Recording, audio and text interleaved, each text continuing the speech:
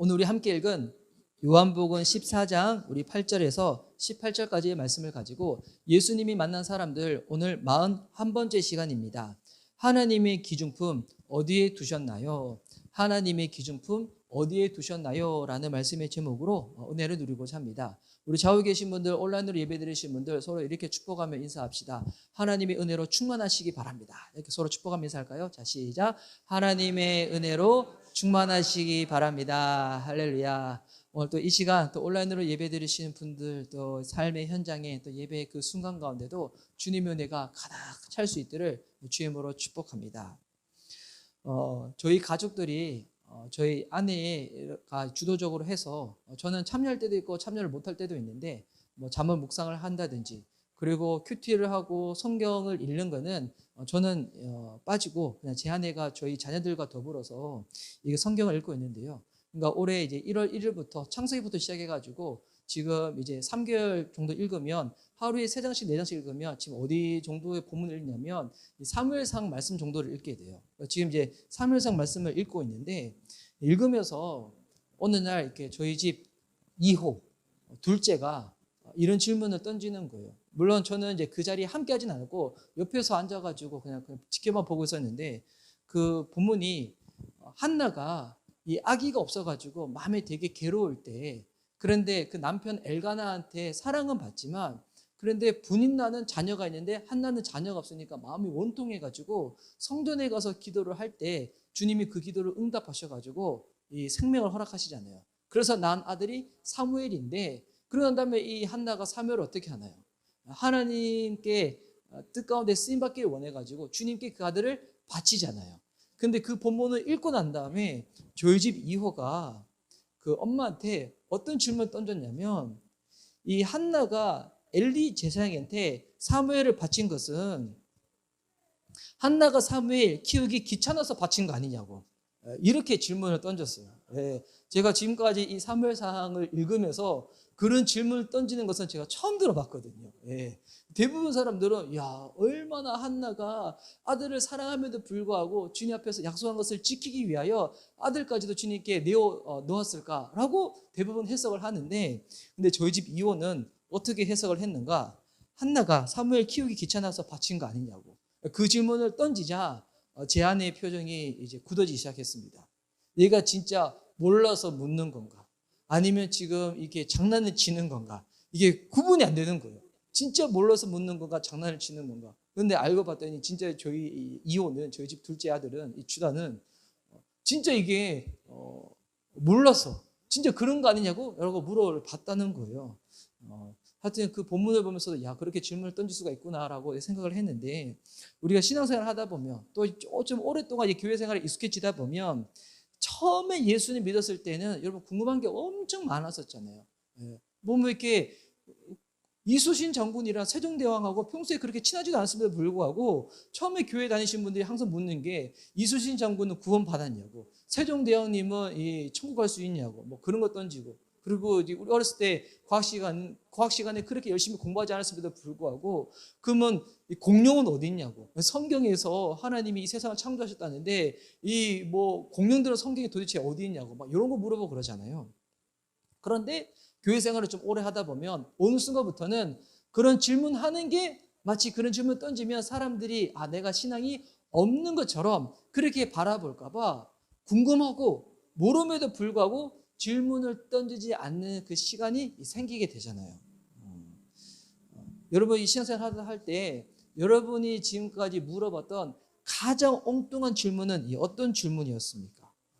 우리가 보면 다른 영역에 관련된 이야기를 할 때면 이것저것 참 많이들 이야기를 해요. 그리고 일상적인 그런 뭐 주제들, 용어들을 가지고 나눌 때는 대화가 잘 되는데 그런데 신앙적인 주제를 가지고 이야기할 때는 갑자기 대화가 안 되거나 탁 막힐 때가 있거든요. 그리고 이렇게 내가 하는 이 질문이 그냥 엉뚱한 질문일까 봐 물어보지도 못하고 나는 그 용어, 나는 그 표현 처음 들어봤는데 나는 이 본문 읽을 때 이해가 잘 안 됐는데 이거 물어보면 안 되는 것처럼 느껴져가지고 그냥 이렇게 넘어갈 때가 많이 있거든요. 그런데 여러분 신앙생활을 잘하기 위해서 우리에게 필요한 것은 뭐냐면 모르는 거 혹여나 이 질문이 엉뚱하다고 할지라도 그 질문을 던지는 것이 우리의 신앙 가운데 필요하다는 것입니다. 왜 그러냐면 오늘 본문에 나와 있는 지금 제자들이 예수님께 그런 행동을 취하고 있는 거거든요. 예수님의 제자들은 예수님이 말씀하시는 내용을 들었을 때 뭐 한두 명만 이해를 못했던 것이 아니라 그 12명 그 전부가 예수님의 말씀의 그 중요한 핵심 요지를 온전히 이해하지를 못했어요. 베드로도 그랬고요. 지난 주일날 이 나눴던 본문에 보면 예수님이 천국에 대해서 말씀을 하실 때 도마가 뭐라고 질문을 던지냐면 우리가 그러면 그 천국 어떻게 갈 수 있냐? 또 예수님은 도대체 어디 가시느냐? 그러니까 예수님이 말씀하신 내용을 전혀 그것을 문맥을 파악하지 못하고 엉뚱한 질문을 던졌었거든요. 그런데 그 엉뚱한 질문을 오늘 또 누가 던지는가? 오늘 본문에 나와 있는 그 도마가 이런 질문을 던져요. 하나님 아버지를 우리에게 보여달라고.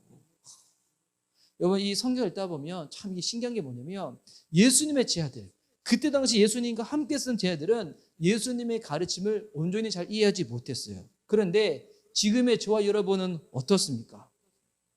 당시 그 사람들은 예수님을 직접 두 눈으로 봤음에도 불구하고 예수님을 믿지 않았던 수많은 유대인들이 있었는데 근데 우리는 보지도 않는 예수님을 지금 믿고 있잖아요. 그리고 예수님 말씀을 지금 듣고 이해도 하고 있어요. 물론 처음 성경을 읽고 묵상을 하고 할 때는 잘 이해가 안 되기도 하지만 설교를 듣거나 성경 공부를 하거나 누군가의 설명을 들으면 여러분 이해가 되지 않습니까? 여러분 그게 설명을 들었기 때문에 이해를 하는 것이 아니라 그 이야기를 들었을 때 설교를 듣고 설명을 들었을 때 성령님께서 여러분 마음 가운데 임하셔서 그것을 이해하게 해주셨기 때문에 우리가 말씀을 들었을 때 이해가 되는 거예요. 여러분 지금 오늘 이 설교를 딱 들을 때 예배를 드릴 때 여러분이 은혜가 된다라고 하면 지금 내가 그냥 상태가 좋아서 단순히 은혜가 되는 것이 아니라 왜 은혜가 되어지는 것인가? 성령님이 내 마음을 만지시기 때문에 은혜가 되어지는 거예요. 와, 여러분 이게 우리의 어떠함으로 은혜를 받는 것이 아니라 주님의 도우심으로 말미암아 은혜를 누리게 된다는 겁니다. 혹 지금 드려지는 예배나 아니면 평소에 요즘 내 신앙생활 가운데 요즘 주님의 살아계심을 잘 느끼지 못한다. 하나님의 은혜가 예전에는 너무 생생했는데 지금은 아득하다라고 할 때 여러분 이 잘못이 여러분에게 있는 게 아니에요. 주님께 나와서 도움을 간구하면 하나님이 다시금 그 은혜를 회복시켜 주실 줄 믿습니다. 그래서 여러분 이 말씀을 들을 때 이해가 되지 않는다. 근데 이해가 되지 않았다가 갑자기 이해가 된다. 예전에는 몰랐는데 지금 알아차렸다. 예전에는 전혀 순종이 안 됐는데 어느 순간부터 순종이 되었다. 여러분 그때 다 깨달으시기 바랍니다. 와, 성령님이 지금 내 삶 가운데 놀라운 일을 행하고 계시겠구나. 그래서 오늘 이 본문을 보면 예수님이 지금 말씀하시는 가장 중요한 그 키가 있는데 그 핵심이 뭐냐면 바로 성령님이세요. 그래서 오늘 이 설교는 먼저 결론부터 내고 딱 들어가려고 하는데 이번 성령님은 우리가 예수님을 믿는 믿음으로 사는 것에 있어가지고 가장 중요한 분이라는 거예요. 바로 성령님이 우리의 신앙생활 가운데 핵심이라는 것입니다. 그 핵심에 도달하기 위해서 지금 예수님은 제자들이 이해할 수 있도록 그들의 편에 서서 지금 하나씩 자상하게 알려주고 계신 거예요. 우리 이제 사자성어 중에서 우문현답이라고 있잖아요. 어리석은 질문을 던졌는데 현명한 답을 하는 것처럼. 그런데 이게 마치 우문현답은 아니지만 우문영답인 거죠. 엉뚱한 질문을 던졌지만 예수님이 영적인 답을 알려주시는 거예요. 신앙생활 할 때 여러분 모를 때 이해 안 될 때 참는 게 능사가 아닙니다. 그때 도움을 구하시기 바랍니다. 요즘은 뭐 유튜브에 너무 좋은 영상 강의가 많이 있지만 저도 이제 그런 거 들으면서 도움을 이렇게 얻을 때가 있거든요. 그런데 유튜브로 아무리 좋은 영상을 듣더라도 여러분 아쉬운 게 뭐가 있어요? 어떤 부분이 아쉽나요? 그 강의하시는 분들이 나의 상태를 모르잖아요. 나의 상태를 모르고 그분들은 그냥 일방적으로 알려주고 싶은 내용들을 그냥 강의를 하시는 거잖아요. 그런데 우리의 상태, 수준, 삶의 환경 그것을 아시는 분에게 답을 얻는 거랑 나의 그 부분들을 모르는 분한테 답을 얻는 거하고는 여러분 차이가 있거든요. 저도 이 설교를 준비할 때 먼저는 이 본문을 보면서 하나님께서 허락하시고자 하시는 그 의미에 대해서 좀 찾아가고자 하지만, 더불어서 제가 신경 쓰는 부분이 뭐냐면 이 설교를 들으시는 우리 지체들이에요. 우리 교회 식구들의 이 삶의 상황, 영적인 수준, 그 부분들을 고려해가지고 어떻게 하면 좀 더 잘 이해할 수 있을까라는 생각 가운데 전달을 하고 표현을 하기도 하거든요. 특별히 이제 우리 교회에 계신 분들은 이렇게 영상도 좋아하시고 미디어도 좋아하시니까 제가 이게 설교를 할 때 저는 예화를 굳이 많이 듣는 편은 아닌데, 제가 설교를 할 때 가끔 왜 영화 예화를 들까요? 여러분이 영화를 좋아하시니까, 제가 또한 영화를 좋아하니까. 제가 가끔씩 예화를 들 때 스포츠를 비유로 설명할 때가 있어요. 왜 그런가? 제가 스포츠를 좋아하니까. 여러분은 아직 좋아하지 않더라도 저랑 함께 있다 보면 언젠가 좋아하시게 될 거니까. 만약에 여기 계신 분들이 뭐 직장 생활을 하시는 분들이시다, 연령이 많으신 분들이시다, 가정 생활만 하시는 분이시다, 대학생들이다 라고 하면 제가 또 그 부분을 고려해서 말씀을 전하겠죠. 근데 예수님도 마찬가지입니다. 제자들에게 말씀을 하실 때 제자들의 상황, 수준, 그 상태들을 염두를 하시고 지금 설명을 하시는 거예요. 그래서 오늘 이 본문은 먼저 이 빌립의 엉뚱한 질문으로부터 시작이 되어집니다. 어떤 질문인가? 8절 말씀에 이렇게 예수님께 물어보죠. 빌립이 이르되 주여 아버지를 우리에게 보여주옵소서, 그리하면 족하겠나이다. 이 빌립은 좀 이렇게 생각과 이 계산이 빨랐던 사람이었어요. 이 오병이어 기적을 일으킬 때도 보면 수많은 사람들이 예수님께 다가왔었을 때, 그때 그들이 먹을 것이 없었을 때 예수님이 제자들한테 물어보죠. 어떻게 하면 이들을 먹이겠냐고. 그때 가장 먼저 계산해서 답을 딱 던진 사람이 이 빌립이었거든요. 그러니까 빌립은 예수님으로부터 무언가 말씀을 들었을 때 그가 이해가 되지 아니하면 어떻게 행동하는 사람인가 물어보는 사람이에요. 예수님이 지금 지난주 본문에 보면 내가 곧 길이요 진리요 생명이니 나로 말미암지 않고는 아버지께로 올 자가 없다. 너희가 나를 알았다면 하나님을 아는 것이고 나를 보았으면 하나님을 본 것이라고. 근데 빌립은 아무리 생각을 해도 우리가 예수님을 따르고는 있지만 성부 하나님을 직접 눈으로 본 적이 없거든요. 그런데 예수님은 봤다고 이야기를 하니까 그게 이해가 안 되는 거예요. 그랬더니 예수님께 뭐라고 요청을 하는가? 예수님 말씀하신 그 성부 하나님, 우리가 직접 두 눈으로 볼 수 있도록 보여달라는 거예요. 보여달라는 거예요. 그랬더니 예수님이 이처럼 대답하십니다. 우문 영답인 거죠. 영적인 답. 9절과 10절 말씀에 있는데요. 제가 읽어드리겠습니다. 예수께서 이르시되 빌립아 내가 이렇게 오래 너희와 함께 있으되 내가 나를 알지 못하느냐? 나를 본 자는 아버지를 보았거늘 어찌하여 아버지를 보이려 하느냐? 내가 아버지 안에 거하고 아버지는 내 안에 계신 것을 내가 믿지 아니하느냐? 내가 너에게 이르는 말은 스스로 하는 것이 아니라 아버지께서 내 안에 계셔서 그의 일을 하시는 것이라. 지금 예수님께서 빌립에게 대답을 하실 때 지금 쓰이고 있는 지금 이 단어들의 특별히 동사를 보시면 예수님이 뭐라고 말씀하시냐면 나를 본 자는 아버지를 보았거늘, 봤다는 단어를 사용하시고요. 그리고 나를 아는 자는 아버지를 안다고, 안다는 이 동사를 사용하시고, 그리고 어떻게 하여 믿지 아니하느냐, 믿는다라는 단어를 사용해요. 그러니까 지금 예수님은 똑같은 표현을 쓸 수 있는데 그 똑같은 표현들에 대해서 보여달라, 안다, 믿는다, 이 세 가지 동사를 바꾸어가면서 지금 사용을 하고 계신 거예요. 이 세 가지 이 단어는 헬라어 원어로 봐도 이 다른 단어예요.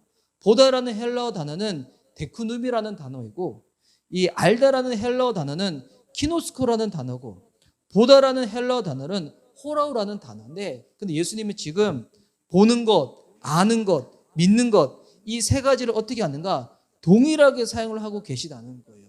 무슨 말인가? 여러분, 예수님을 아는 것이 뭐냐면 바로 그것이 예수님을 믿는 겁니다. 예수님을 아는데 어떻게 알아야 되는가? 믿는 만큼 알아야 한다는 거예요.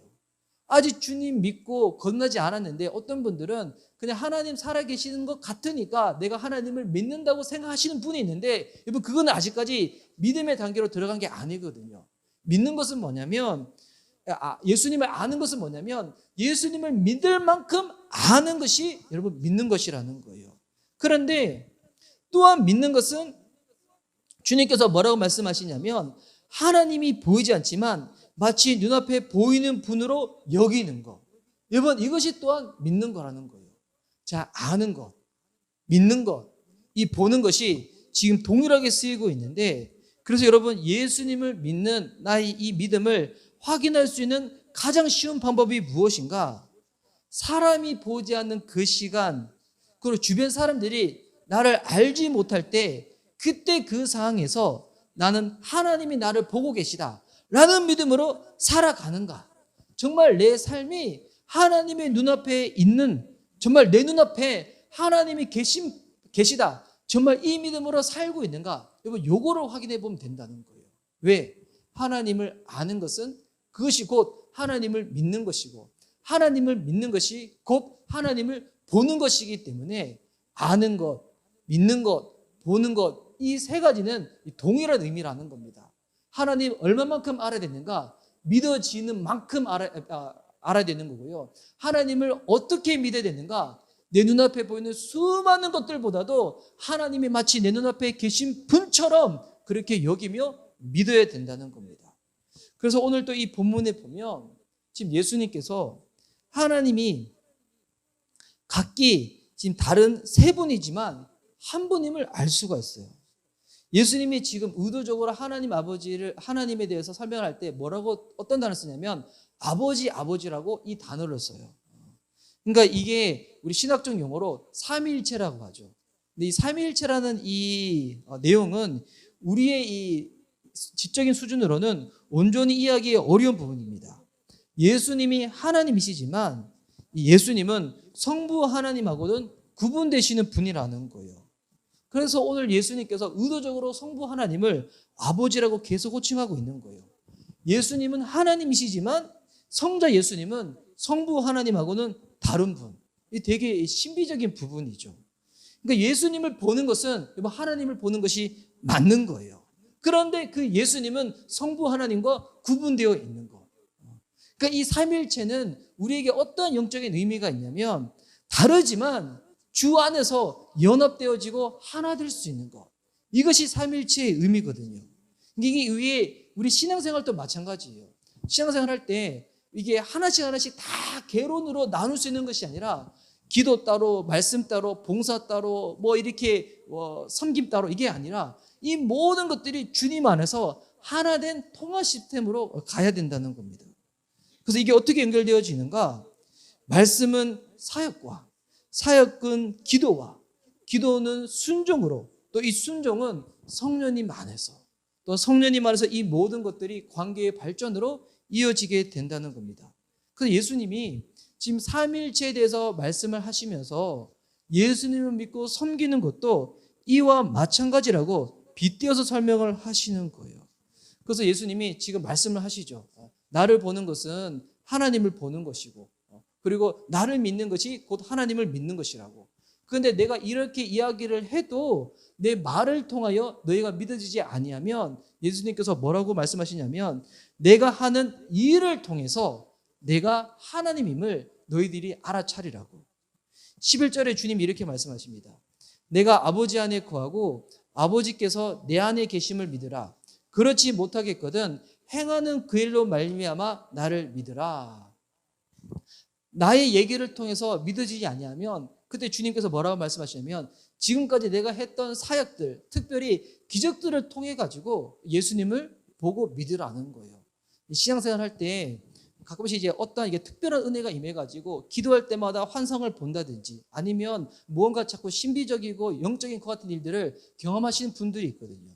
근데 이걸 잘 이해하셔야 될 게 제가 이거 예전에도 말씀드린 적이 있는데 물론 그 영적인 그 현상들이 하나님께로부터 오는 게 잘 분배해 보면 맞을 때가 많기는 많아요. 근데 중요한 거 어떤 사람은 어렸을 때부터 신앙생활 쭉 했는데 한 번도 그런 영적인 경험을 해본 적이 없어.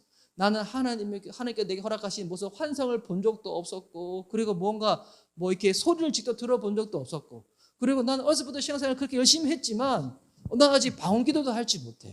그런데 중간에 예수님 믿었던 사람들 중에서 기도만 하면 뭔가 그림을 봤대. 그리고 기도만 하면 뭔가 하나님의 음성을 들었대.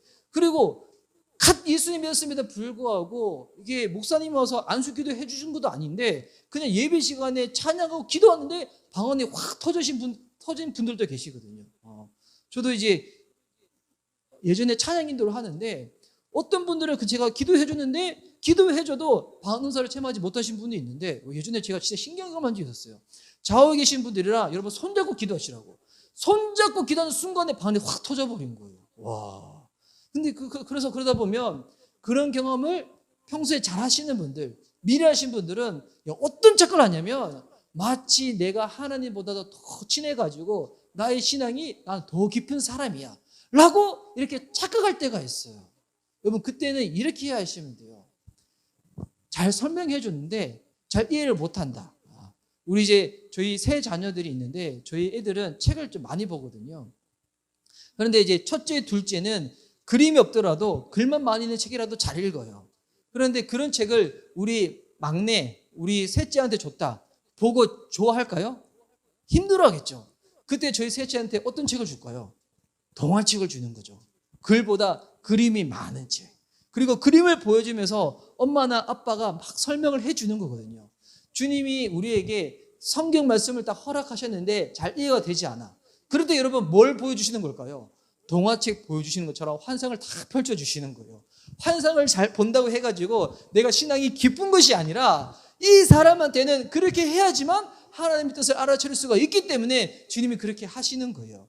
그렇다고 해서 환상을 많이 보신 분들이 내 신앙 수준이 낮구나 또 그렇게 이해하실 필요가 없어요. 하나님이 각자 우리를 잘 아시기 때문에 그 사람에 맞게끔 주님께서 이렇게 보여주시는 거예요. 그래서 주님이 뭐라고 말씀하시는가?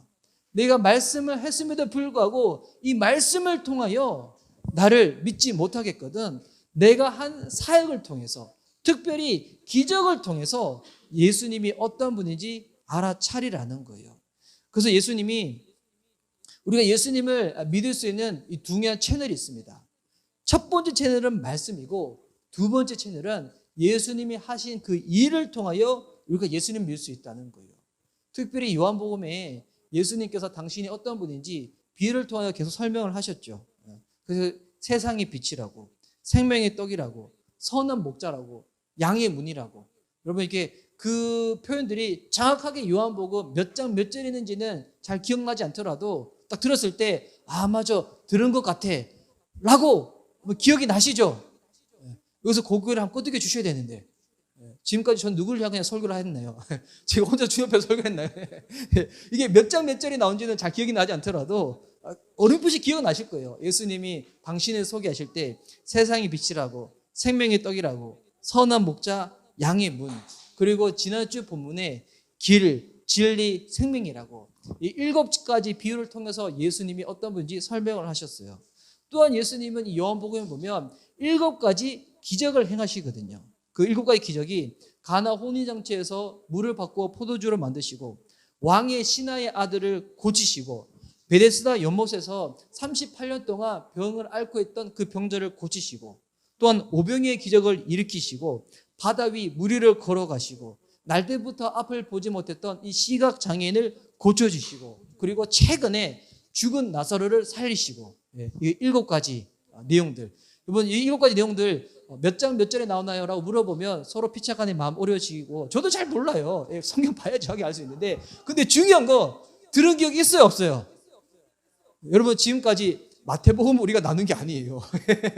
요한복음에 나오는 이 7가지를 쭉 나눴었는데 근데 중요한 거는 예수님이 왜 이 기적을 행하셨는가? 기적 그 자체가 목적이 아니라 이 기적은 무언가를 향하고 있는 지향점이 있다는 거예요. 어떤 지향점인가? 예수님이 바로 하나님의 아들이심을 이 기적을 통하여 예수님이 드러내신다는 거예요. 만약 이 기적을 행하실 때 그 지향점을 예수님께서 가르치시는 대로 그것을 바라보지 아니하고 기적 자체에만 빠져 있으면 우리의 신앙이 왜곡되어지고 변질될 수가 있는 거예요. 그래서 여러분 예수님을 믿는다는 것은 예수님의 말씀이든지 아니면 예수님께서 특별히 우리의 삶 가운데 놀라운 은혜를 베푸시든지 그것을 통하여 무엇을 믿는 거예요? 예수님이 하나님의 아들이심을 그분이 내 삶의 주인이심을 믿는 거예요. 저는 기도할 때 방언으로 기도하는 게 익숙해가지고 뭐 예배 때 기도할 때도 혼자 기도할 때도 한국말로 기도도 하지만 저는 방언으로 기도를 많이 하는데 올해 이제 저희 교회가 부활주일 예배를 드리고 성령 강림 주일 전까지 우리 한 명 한 명 또 신약 성경을 다 이렇게 한 장씩 녹음을 하고 난 다음에 전 성령 강림 주일 그때 그 주간에 저는 이게 금요 예배나 아니면 주일 예배를 통해 가지고 제가 미리 예고해 드립니다. 제가 성령 집회를 할 거예요. 여기서 할 수도 있고 만 여기가 안 되면 뭔가 좀 더 넓은 장소로 가서 성령 집회를 할 수 있는데 그때 저는 바라는 바가 있어요.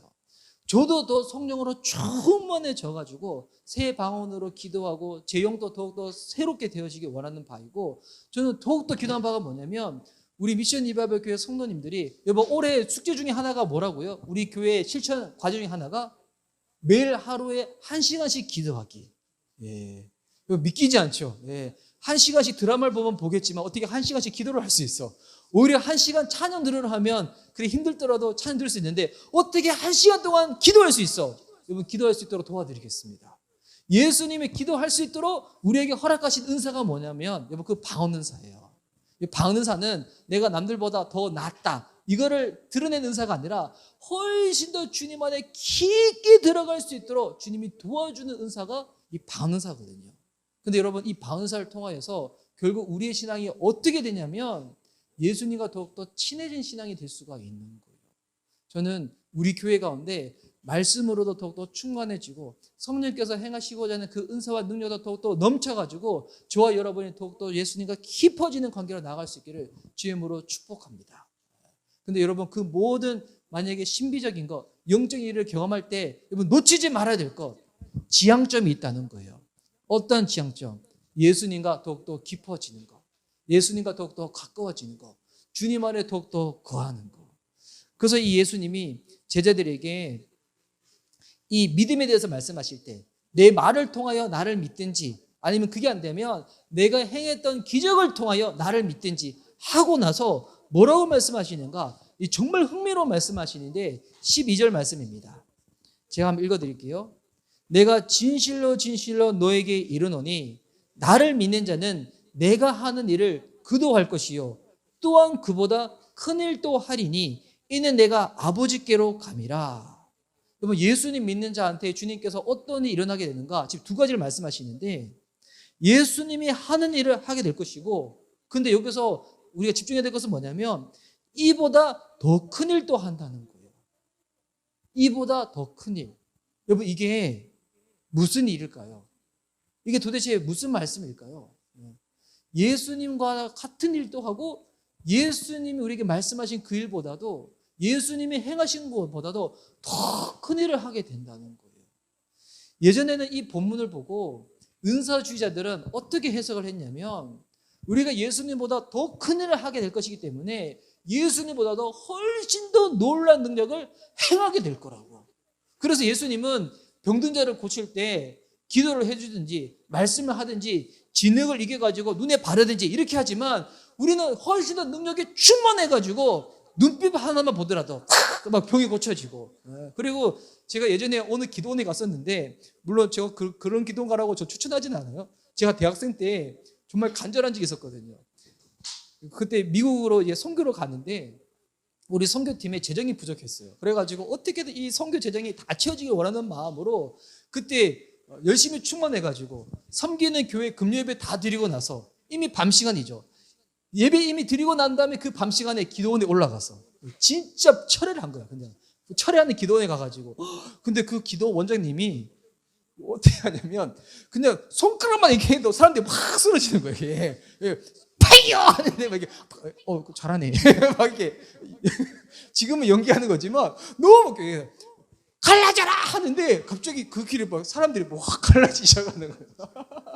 근데 저는 이제 거기에 정말 선교팀 재정이 채웠으면 좋겠다는 그 간절한 마음으로 갔었는데 그래서 이제 그렇게 해석했던 분들이 있었어요. 예수님보다 우리가 능력이 더 충만해져가지고 우리는 그냥 눈빛만 흘겨도 사람들 병이 낫고 막 손길만 확 해도 막 귀신이 떠나가고 이렇게 해석하시는 분들이 있었는데 근데 여러분 그 해석은 제가 보기에 건강한 해석은 아닌 것 같아요.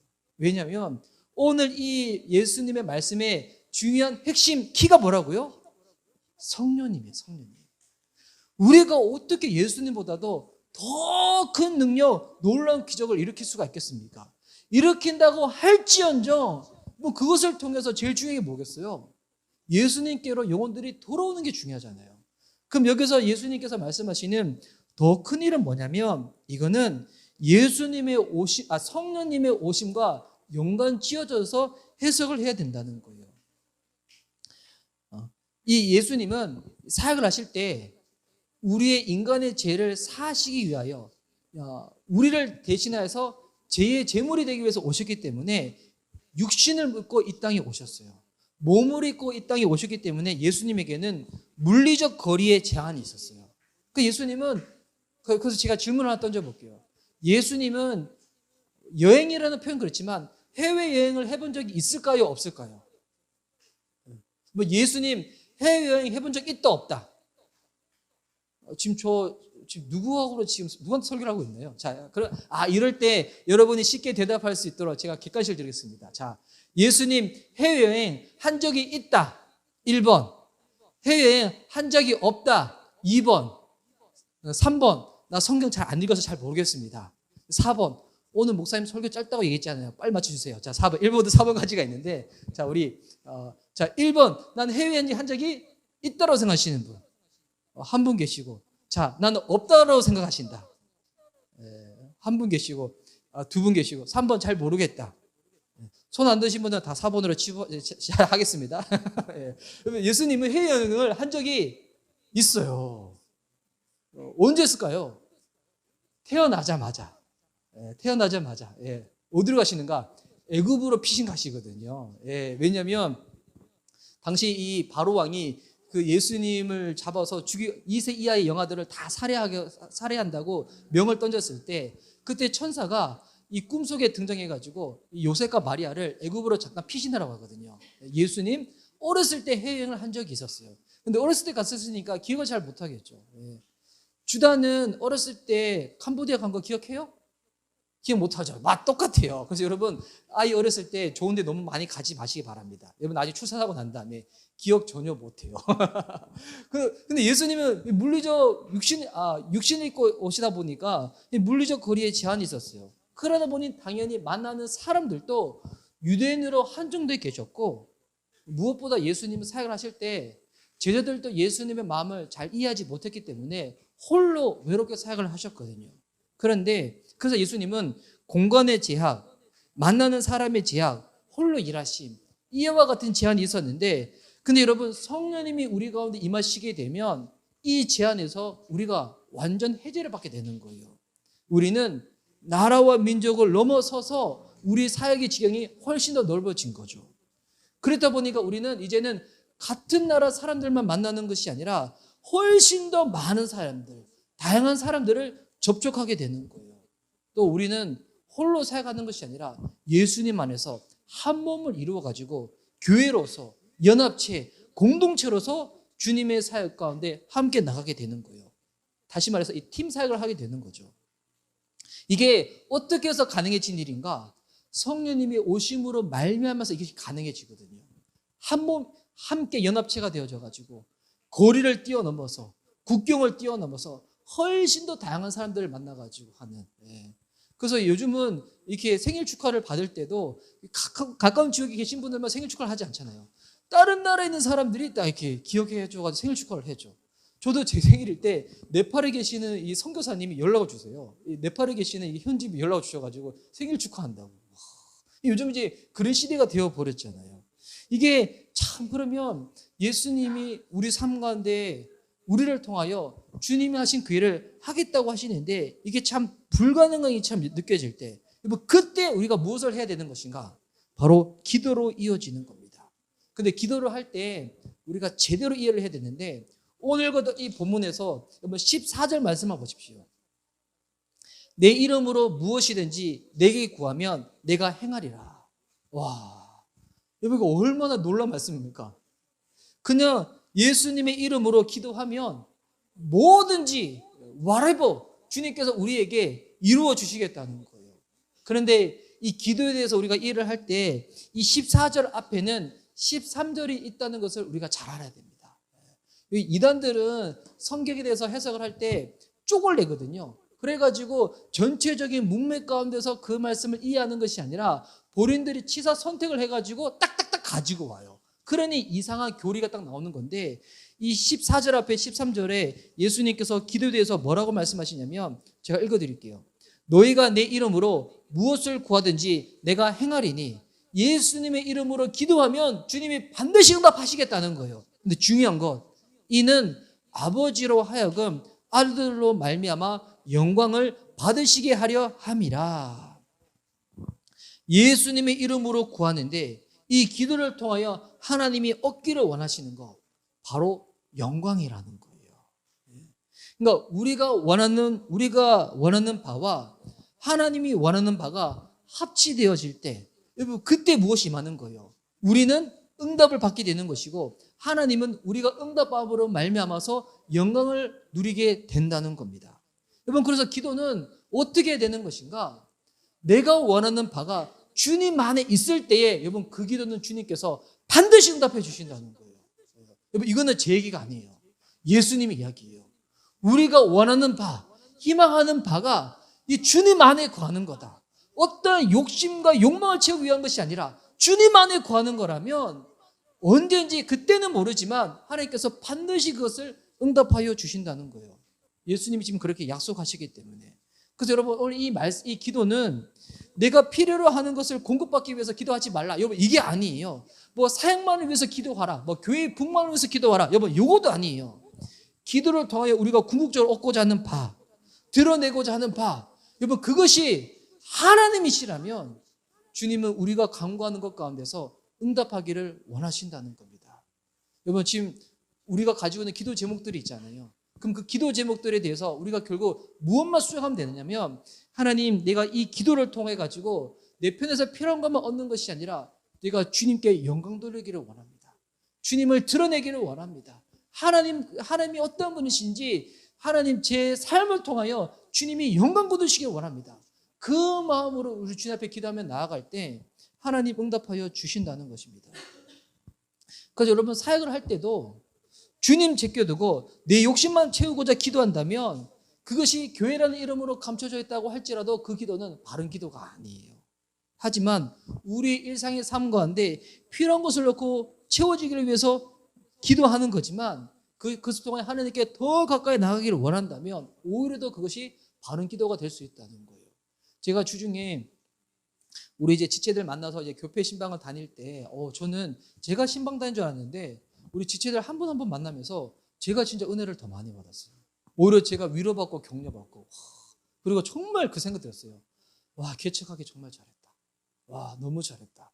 물론 이렇게 뭐 늘 좋고 쉽고 평탄하고 그런 것만 있는 건 아니에요. 그게 이게 사역 환경이 아니라 주님이 진짜 저를 만들어 가시는 것 같아요. 개척은 진짜 목사를 위한 것 같아요. 우리 가정 내에서 제가 어떤 모습이 되어야 될지, 그 가운데 제가 먼저 바른 모습을 보여야지 설교를 하면서도 힘있게 할 수가 있는 거잖아요.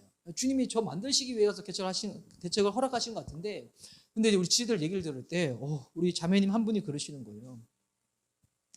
필요를 위해서 채워달라고 기도할 때 정말 주님은 이 결정적인 순간에 딱 일을 허락하신다고. 근데 그때마다 하나님이 기도를 들으심에 대해서 막 경험하게 되어지고 하나님 살아계심을 막 자꾸 경험하게 된다고. 그 얘기를 듣는데, 와, 여러분, 그런 걸 통해 가지고 하나님께 영광 돌리는 게 큰 일, 위대한 일, 유명한 일 아니에요. 우리 일상의 작은 부분이지만 그 작은 부분을 통하여 하나님 살아계심을 경험하고 그분을 인정하고 그분을 찬양하고 예배하는 거, 여러분, 그걸 통해서도 주님이 영광을 받으시는 거거든요. 여러분, 기도는 이렇게 하는 겁니다. 그래서 기도 시작할 때 마음과 응답 받고 난 다음에 마음이 여러분 동일하면 돼요. 이게 진짜 중요한 부분이에요. 우리 이제 흔히 그런 표현 쓰잖아요. 화장실 들어갈 때 마음이랑 나올 때 마음이 달라진다고. 뭐 기도는 그렇게 하면 안 돼요. 기도는 하기 전에 마음과 응답 받고 난 다음에 마음이 동일하면 돼요. 그러면 주님께서 그 사람한테 더욱더 더 많은 응답들을 허락해 주실 겁니다. 예전에 그 제 아내의 나이가 동갑이 어느 형제님이 있었는데, 그분이 정말 이 자격 시험이 합격하길 원한다는 그 마음을 했었는데, 그리고 그때 그 형제 그 기도했었거든요. 주님, 이 시험을 합격해 주시면 제가 교회를 더 열심히 섬기고 교회 가까운 데서 이렇게 내가 살겠다고. 근데 그 형제가 정말 짧게 공부했는데도 불구하고 이 어려운 시험에 딱 합격을 해버린 거예요. 그러면 이제 그 본인이 주님 앞에 약속한 대로 그렇게 해야 되잖아요. 근데 그 형제는 그러지 않았어요. 다른 주님을 섬겼어요. 예. 얼마나 이 맥주를 많이 마셨는지 살이 디리디리 쪄가지고 그래가지고 시간 몇 년 지나서 이제 그때 다시 이제 주님 앞에 돌아오기는 했었는데, 여러분 화장실 들어갈 때 마음과 나올 때 마음 다른 것처럼 기도하면 망합니다. 그 인생 어떻게 되는가? 기도하기 전에 마음과 기도하고 난 다음에 마음이 동일하면 그것이 진짜 참된 신앙이 되는 거죠. 성경에 보면 기도하기 전과 기도하고 난 다음에 마음이 달랐던 사람이 있었거든요. 히스기야 왕이 그랬어요. 히스기야 왕은 그가 처음 왕으로 등극했을 때 성경에서 뭐라고 이야기하냐면 그의 길이 다윗 왕의 길과 똑같다고 이야기하고 있어요. 바르게 잘 간 거예요. 근데 히스기야가 30대 후반에 몸에 갑자기 질병이 온 거예요. 불치병이. 지금 이렇게 젊다고 하시는 우리 지체분들, 건강은 건강할 때 지켜야 됩니다. 히스기야가 30대에 갑자기 질병이 와가지고 죽게 생긴 거예요. 이 히스기야는 기도하는 사람이니까 성전에 가서 주님께 간구합니다. 주님, 저에게 건강을 허락해달라고, 생명을 연장시켜달라고. 그래서 하나님이 히스기야한테 15년의 생명을 연장시켜줘요. 그러면 기도하기 전과 기도하고 난 다음에 동일한 마음으로 가야 되는데, 히스기야 왕은 그 다음부터 교만해지거든요. 그래서 그가 누리고 있는 그 수많은 권세들, 재산들을 어떻게 하냐면 다른 나라 신하들이 올 때마다 그거 다 보여줘요. 다 소개해요. 자랑질한 거죠. 자랑질 왜 했을까요? 하나님 잊어버리고 교만이 꽉 차가지고, 자기가 꽉 차가지고 내가 잘났고 실력 있고 능력 있어서 이렇게 됐다고 이렇게 교만해진 거예요. 그래서 오히려 더 히스기야는 인생의 말년의 죽음을 맞이할 때는 그 끝이 좋지를 않았어요. 그러면 여기서 생명 연장한 게 잘못된가? 이게 아니죠. 기도하지 말라는가? 이게 아니죠. 기도는 해야죠. 필요한 것들 주님 앞에 간구를 해야죠. 그런데 그것을 누리고 난 다음에도 동일한 마음으로 주님께 나아가는 거예요. 여러분, 이게 기도라는 거예요. 그러면 기도하기 전과 기도하고 나서 응답받고 난 다음에 우리의 마음이 변질되지 않기 위해서 우리에게 필요한 것이 뭐냐면, 예수님을 대할 때 예수님은 나의 필요를 채워주시는 분, 이렇게만 대하는 것이 아니라 바로 예수님을 사랑의 대상으로 섬기는 거예요. 사랑의 대상으로. 그 마음으로 주님께 기도하고 그 마음으로 주님께 순종하는 거죠. 주님을 사랑하면 기도하기 전과 기도하고 난 다음 마음 동일할 겁니다. 많은 분들이 연애하기 전에는 그래요. 저 사람의 성격이 좋아서 결혼을 한다고. 근데 결혼하고 난 다음에 그래요. 성격이 랄지랄지 같아서 헤어진다고. 그 사람은 똑같아요. 뭐가 달라진 거예요? 사랑하는 내 마음이 변질돼 버린 거거든요. 그래서 주님이 제 아들한테 기도를 알려주시고 난 다음에 바로 뭐에 대해서 말씀하시는가? 15절 말씀 보십시오. 너희가 나를 사랑하면 나의 계명을 지키리라. 주님을 사랑하면 기도하기 전과 후에 그 마음이 같아질 수가 있다는 겁니다. 그러니 주님을 사랑하니까 어떻게 하는 거예요? 주님의 말씀 가운데도 당연히 순종으로 반응하게 되는 것입니다. 말씀을 취사 선택해가지고 요거는 순종, 요거는 불순종 이렇게 하는 것이 아니라, 주님이 말씀하신 거, 내가 하나님 사랑하고 하나님이 나를 사랑하기 때문에 하시는 말씀이기 때문에 다 순종으로 받아들이고 나가는 거예요. 어느 순간부터 주님을 향한 나의 순종이 자꾸 약해져 버렸다. 여러분, 그 원인 분석해 보면 다 동일합니다. 사랑이 식어버려서 그래요. 사랑이 식어버려서. 그런데 여러분, 우리라는 인간은 어떤 사람입니까? 우리는 예수님이 일러주신 대로 행하기보다도 반대로 행하는 것 가운데 더욱더 익숙한 사람이잖아요. 우리의 이 사랑한다는 마음 한평생 영원할 것 같은데 그렇지 아니하고 늘 요동치고 감정, 아침에 일어날 때는 기쁨으로 일어났다가 오후 지나갈 때는 자꾸 슬퍼지고 저녁에는 마음이 냉랭해지고, 이런 것들이 하루에도 얼마나 많이 경험해요. 그러니까 이게 이 사춘기가 나이가 10대 때만 사춘기가 아니야. 우리의 신앙생활 어떻게 보면 사춘기 같아요. 그렇지 않아요? 저만 그래요?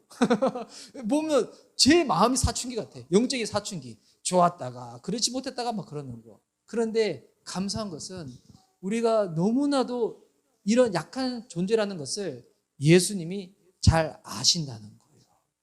그래서 주님이 어떻게 하시는가? 우리를 위하여 기도하시는데 어떻게 기도하시는가? 16절 말씀 보십시오. 내가 아버지께 구하겠으니 그가 또 다른 보혜사를 너에게 주사 영원토록 너희와 함께 있게 하리니. 예수님이 우리를 위하여 성부 하나님께 기도하시는데 그 기도의 간구의 내용이 무엇인가? 또 다른 보혜사를 보내주시겠다는 겁니다. 이 말씀을 보면 성령님이 어떤 분인지도 우리가 알 수 있고 더불어서 예수님이 어떤 분인지도 우리가 정확하게 더 알 수가 있어요. 예수님을 온전히 믿을 수 있도록 우리에게 말씀하시고 능력을 베푸시고 그것을 인해 가지고 예수님과 바른 관계로 나아갈 수 있도록 도와주시는 분이 누구세요? 그분이 성령님이시라는 거예요. 그러면 예수님도 쟤들과 더불어서 함께했던 그 수많은 시간들은 결국 어떤 시간이라는 거예요? 예수님을 정확하게 알고 그분과 정확한 이 바른 관계로 나아갈 수 있도록 도와주기 위해서 예수님도 말씀을 하시고 기적을 행하셨다는 것입니다. 여러분, 성령님이 왜 우리 삶 가운데 오셔야만 하는가? 왜 성령님이 날마다 우리 삶 가운데 늘 충만하게 함께 하셔야 되만 되는가? 성령님이 아니고서는 우리의 이 흔들리기 쉬운 마음, 우리에게 왔다 갔다 하는 이와 같은 부분들, 늘 그 상태로 우리가 주님을 섬기게 되는데 성령님이 오시면 우리가 충만할 때나 그러지 못할 때나 우리를 붙잡아 주셔서 늘 동일한 마음으로 주님 앞에 사랑하며 나아갈 수 있도록 붙잡아 주신다는 것입니다. 그러면 여러분, 누가 이 좋은 성령님과 함께하는 것이고 성령님이 우리 삶 가운데 거하실 때 도대체 여기에 구체적으로 어떤 의미인가? 이것이 또한 17절에 나오는데요. 제가 읽어드리겠습니다. 그는 진리의 영이라 세상은 능히 그를 받지 못하나니 이는 그를 보지도 못하고 알지도 못함이라. 그러나 너희는 그를 아나니 그는 너희와 함께 거하심이요 또 너희 속에 계시겠음이라. 아멘.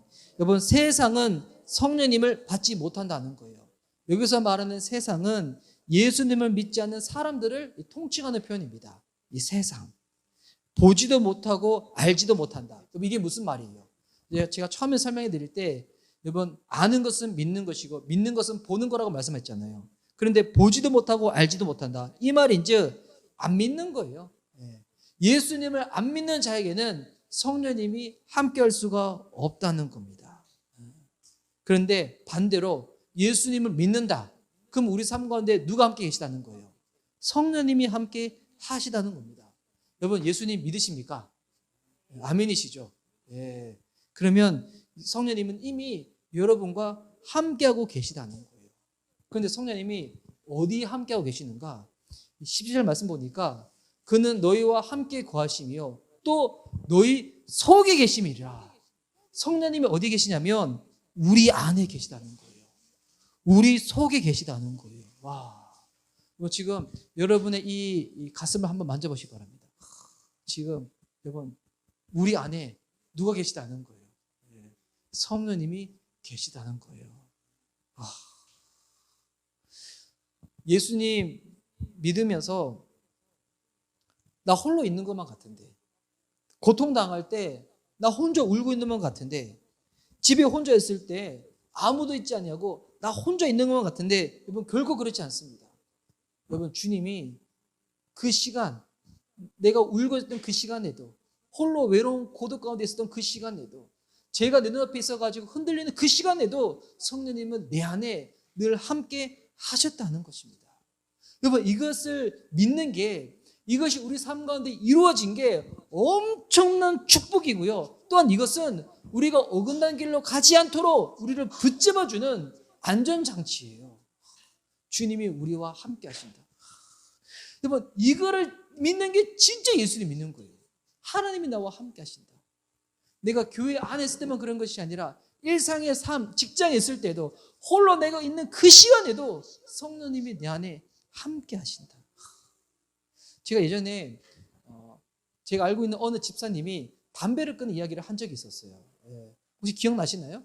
기억 안 나시죠? 감사해요. 제가 또 얘기를 해드릴게요. 이 집사님은 신앙생활 오래 하시는 분이신데, 근데 보니까 아직 담배를 못 끊으신 거예요. 여러분, 이 말이 이제 예수님 믿으려면 담배 끊어야지 예수님 믿을 수 있다. 여러분, 이거 아니에요. 담배 피고 술 마셔도 여러분 교회 올 수 있어요. 예수님이 의인을 부르기 위해서 온 것이 아니라 죄인을 부르기 위해서 왔는데, 우리의 망가진 모습, 죄된 모습 가지고 주님 앞에 나와야죠. 근데 이분이 계속 예배를 드리면서 마음이 계속 불편한 거예요. 아직 담배를 끊지 못하는 이것 때문에. 근데 이분이 갑자기 어느 순간 담배를 끊었어요. 어떻게 끊었는가? 제가 한날 새벽 예배 때 제가 그렇게 설교를 했대요. 성령님은 우리 안에 계시는데 우리의 몸이 거룩한 성전이라고. 그래서 성령님은 우리 안에서 왕으로 함께 하시다고. 근데 그분이 그 말씀을 듣다가 또 그날 또 예배 은혜스럽게 다 드러난 다음에 그런가 봐요. 이 담배 피시는 분들은 좋은 일 생기면 담배가 또 땡기시나 봐. 힘들 때도 담배가 땡기지만 좋을 때도 담배가 땡기나 봐. 그래가지고 은혜 충만하게 받고 이 충만한 이 기운을 살려가지고 담배를 탁 피려고 하는데 갑자기 아까 들었던 말씀이 기억나는 거예요. 내 몸이 거룩한 성전이라고? 성령님 내 안에 계시다고? 내가 담배를 핀다. 담배 연기가 내 속으로 들어간다. 내 안에 성령님 계신다. 성령님 담배 연기 들이마신다. 성령님 내 안에서 연기 갑자기 이 그림이 그려지면서 그분이 그 다음부터 담배를 끊으셨다는 거예요. 와, 물론 요거는 신학적으로 맞지는 않아요.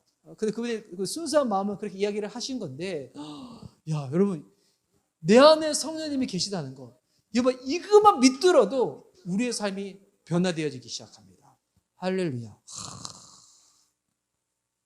주님이 내 안에 계심을, 이것을 실제로 믿고 경험할 때 우리의 신앙생활이 어떻게 되냐면 늘 모든 순간에 주님과 대화하기 시작해요. 기도하기 시작하는 거예요. 하나님, 제가 지금 이 일 앞에 놓여져 있습니다. 어떻게 해야 될까요? 주님, 내가 지금 이 사람을 만납니다. 내가 어떤 이야기를 해야 될까요? 하나님, 내가 지금 이렇게 마음이 어렵습니다. 어떻게 해야 될까요? 그러니까 주님이 내 안에 함께 계시다는 것을 알면 내가 그냥 성품이 좋아서 그냥 부드럽게 넘어가는 것이 아니라 주님께 간구하고 하나님이 무엇을 기뻐하실지 자꾸 그 마음이 부어지다 보니까 화를 낼 상황에서도 화를 덜 내게 되는 거죠. 화를 전혀 안 내는 건 아니고, 우리가 뭐 이렇게 기계도 아니고 화를 전혀 안 낼 수는 없잖아요. 화를 내긴 내지만 화 내는 횟수 줄어들게 되고, 짜증 내지만 짜증 내는 횟수 줄어들게 되고, 우리 가족들이 저녁에 잠을 묵상할 때마다 분위기가 험악할 때 많이 있지만 분위기가 점점 더 좋아지는 이 횟수들이 더욱더 많아지게 되고, 뭐 언제 그렇게 되는 거예요? 우리 안에 성령님이 함께 하심을 믿을 때 그렇게 된다는 겁니다. 여러분, 오늘 이 모든 본문이 어떻게 해서 이렇게 시작된 거예요? 빌립이 엉뚱한 질문을 예수님께 던짐으로 그것이 시작이 되어져서 오늘 예수님이 저희들에게 너무나도 중요하고 필요한 말씀, 지금 성령님에 대해서 이 영적인 답을 알려주시는 것입니다. 여러분, 주님이 우리를 홀로 내버려두지 않으셨습니다. 그래서 예수님이 마지막에 이렇게 말씀하시죠. 18절, 내가 너희를 고아와 같이 버려두지 아니하고 너에게로 오리라. 예수님이 우리를 고아로 두지 않으셨다는 거예요. 근데 여러분, 이 말씀은 또한 이렇게도 볼 수가 있어요. 예수님이 우리를 고아를 두지 않는데, 근데 우리는 어떨 때 성령님을, 우리 예수님을 홀로 둘 때가 있어요. 내가 뭔가 할 때 주님 나와 함께 하는 거 부담스러우니까, 오늘 주님은 집에 계세요? 저 밖에 나가서 놀다가 다시 돌아올 테니까 저 따라오지 마세요. 집에 계시라고요. 마치 우리 형제님이 우리 강아지를 집에 두는 것처럼, 만두야 집에 있어? 아빠 밖에 나갔다 놀다 올 테니까 너 그냥 집에 잘 있어야 돼? 이렇게 하는 것처럼 우리가 성령님 그렇게 모실 때가 있어요.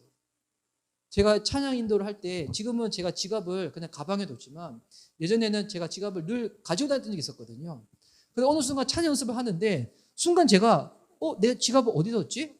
근데 이 찬양 연습하는 동안에 이 거룩하고 이 귀한 시간에 갑자기 지갑 어디 갔지 막 할 수가 없잖아요. 그래서 제가 어떻게 했냐면, 사람들 못 본 척, 그때는 제가 뒷주머니에 지갑을 많이 넣었거든요. 못 본 척 그냥 쏙 이렇게 했어요. 지갑이 뒤에 있는가 확인하려고 쏙 이렇게 했어요. 했는데 근데 그때 성령님이 저한테 갑자기 뜨끔한 마음을 주시는 거예요. 야, 너 찬양할 때 지갑이 너한테 그렇게 소중한 거라서, 돈도 별로 없으면서 지갑 내 뒷주머니에 있는지 싹 확인했던 것처럼 너는 찬양하는 그 시간에 내가 너와 함께하는 거, 너 그거는 확인하고 있냐? 그때 그 마음을 주시는데 너무 이렇게 죄송스러운 거예요. 그래서 그때 연습 끝나고 나서 실제로 예배 드릴 때 먼저 제가 그 얘기를 먼저 하고 있거든요. 제가 오늘 주님께 회개할 내용이 있다고. 오늘 연습하기 전에 제 지갑이 어딘지 몰라가지고 제가 뒷주머니 확인하려고 싹 손길로 확인했는데, 근데 내가 찬양이 주님께 올려드리는 것임에도 불구하고 내가 하나님은 바라보지 않고 하나님은 생각하지 않고 노래만 불렀었다고. 내 너무 죄송한 마음이 든다고. 주님은 결단코 우리를 고아로 두지 않는데 우리가 어떨 때는 그 주님을 고아처럼 둘 때가 있어요. 하나님, 나 오늘 좋은 데 가는데 주님 따라오지 마시라고. 부담스럽다고. 다시 올 테니까, 다시 주님 찾을 테니까 오늘 나 혼자 내버려 두라고. 여러분, 주님이 우리에게 우리의 흔들리는 이 마음 너무나 잘하셔서 주님 앞에 늘 사랑하는 마음으로 나아갈 수 있도록 성령님을 우리 가운데 보내주셨는데, 이 가장 귀한 건데, 여러분 지금 몸에 지금 입고 있는 옷이나 착용하고 있는 뭐 이게 소지품 중에서 제일 비싸고 값진 거 있잖아요. 그 뭔가요? 근데 여러분, 그거와 비교할 수 없는 가장 값진 것, 생명, 기준품보다 더 기준품 그 자체. 목욕탕 가면 기준품은 카운터에 맡기라고 하는데, 여러분 성령님은 카운터에 맡기면 안 됩니다. 늘 우리 안에 모시고 그분과 함께 나가야 되는 거예요. 우리를 고아로 두지 않으시는 성령님, 오늘 그 주님과 함께 기도이든 말씀이든 순종이든 우리의 모든 삶이 주님 앞에 사랑의 마음으로 그렇게 접근하고 다가갈 수 있는 저와 여러분 될 수 있기를 예수님의 이름으로 축복합니다. 아멘.